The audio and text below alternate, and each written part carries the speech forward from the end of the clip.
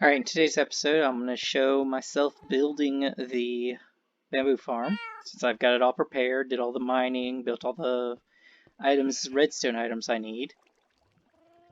And I'm going to do it as a time lapse just because I was having a lot of conversations on Discord and chat and stuff like that that don't really apply and aren't really entertaining, I don't think. So, yeah. I'm going to do a time lapse for most of it. I am going to do a small bit at the end where I show off the farm and the redstone part of it and everything else. So I hope you enjoy.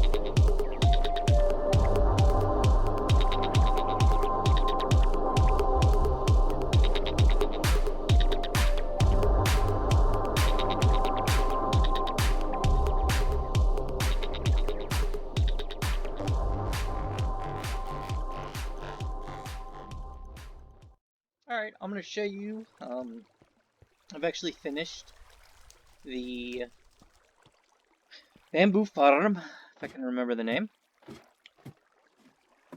I'm just tired, that's all. But I'm going to show you what it looks like. It's currently turned off, so all the pistons are extended to prevent any growth. You see a single water stream that goes all the way down. And I put the glass floors in. I don't know, I like the look. It's a little different. But the water stream just goes down and crosses over each time. There's mine carts with hoppers that are integrated into the blocks, and then hoppers beneath.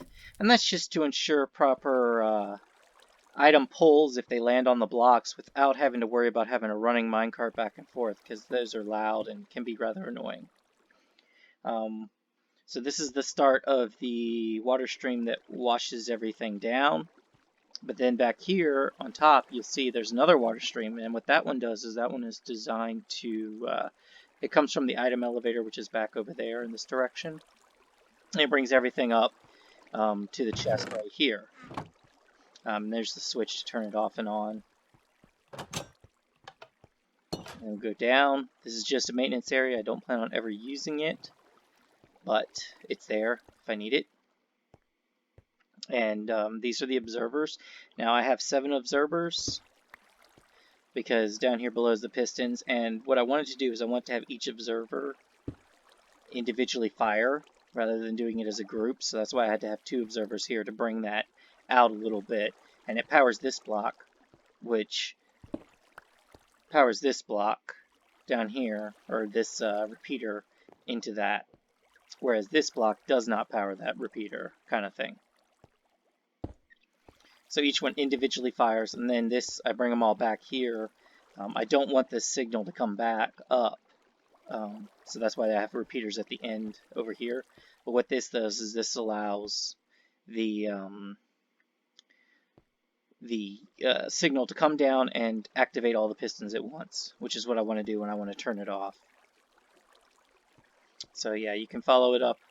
We can go back here real quick. This is where items that come through the hoppers goes into this dropper right here. Now this comparator with the repeater out of it to give it full signal strength will come back around and it runs into the side of the comparator. And then also has it run around this way with the repeater into this block here, which powers this dropper. So if anything goes into the dropper, this will power on. And I'll put something in here just to show you. Let's put 6. That works. And see, this line right here actually turns the comparator off. But then once the comparator's off, there's no strength coming into the side of it.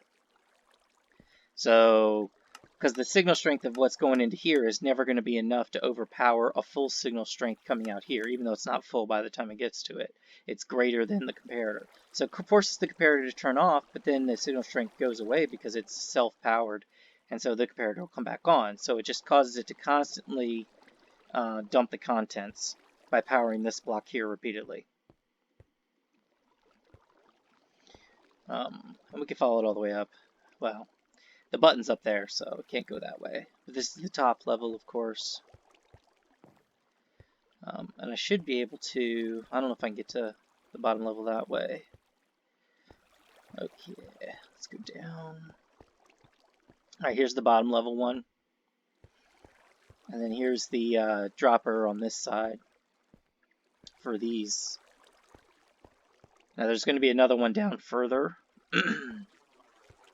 But you can see this is where we were, the chain that goes all the way. Because I have the button at the top and it comes all the way down, so I have to have a repeater every now and then so it's strong enough to power all of these.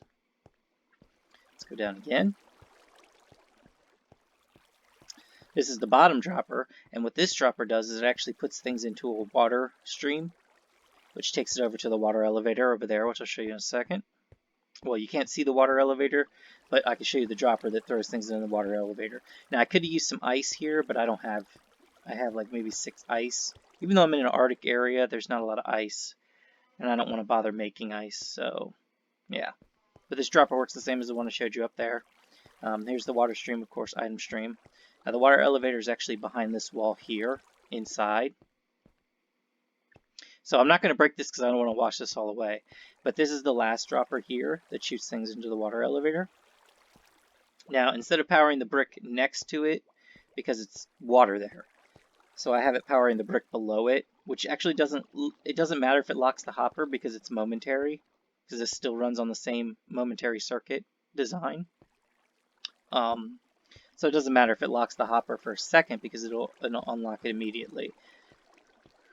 And so that just throws everything into here. And this can be filled up. I don't really need it unfilled.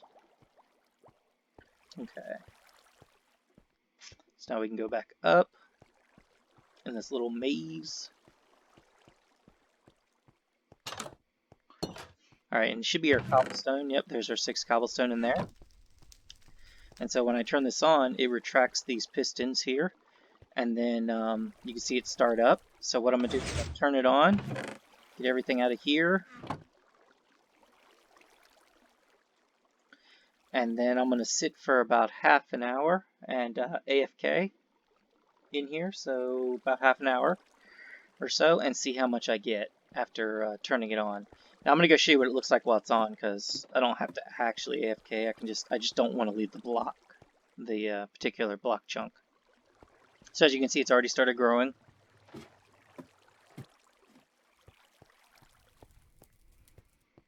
And it seems to be the same one growing on both of those levels. And none growing on this level yet. Let me go back up. See, these are a little plain. I don't know if I'm going to do maybe some art here or something different to break it up. They're plain right now because I'm just using them to view, to observe. So they don't really need to be decorated too much right now. Life simple design. Wait to see if anything grows so it can break and I can maybe see it in the item stream. So I'm going to stay in here so you can watch it when it comes down through, because I just broke one.